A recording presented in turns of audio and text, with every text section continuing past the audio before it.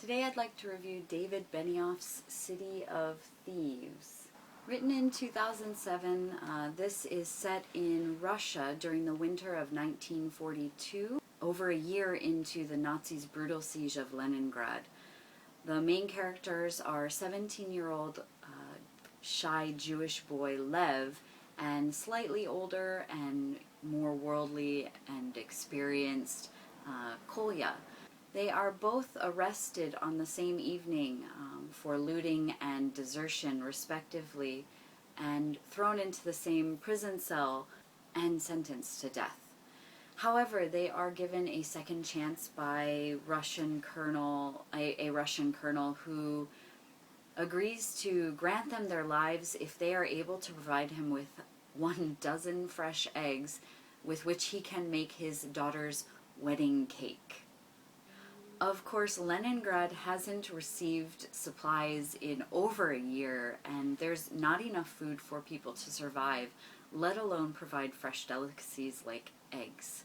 So the boys embark on their desperate quest to find these eggs that will save their lives, and it takes them into situations that they are worse than anything they could have thought, and they've seen quite a bit of bad so far in their short lives.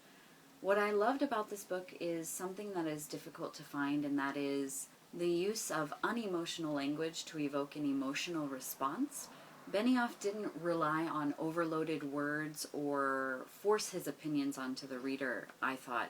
He simply presented the horrifying situations with attention to detail and allowed me to think for and shock myself. I never, on the other hand, felt like he added anything simply for shock value. Everything that he wrote, almost everything he wrote, felt all too real, I thought. The characters themselves were quite deftly drawn, not just the two main characters, Lev and Kolya, but also some of the side characters that we're introduced to. They don't get a lot of time in the book, but they are still fairly well fleshed out, and that is something that I appreciated about this book. And even though the story is told in a sort of detached manner, I felt all the closer to the characters for having been allowed to form my own relationship with them rather than just being told what to think. This book was not an easy read.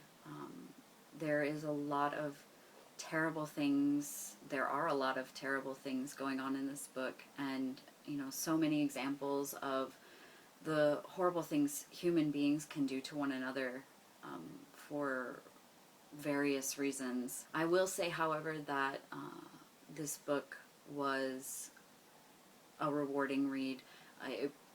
It provoked a lot of feelings in me and a lot of thoughts, and I cried at the end, not so much because it was sad, but because I was, of course, sad, but because I just had so many emotions that were caused by the book, and after I read this book, I don't think I could read another book for a day, which is a long time for me, because I had to process this one. So, if you like war fiction and historical fiction, and you don't mind reading these sort of disturbing things, then I think this is a rewarding read and a good choice. So if you have read it, I'd love to hear what you think.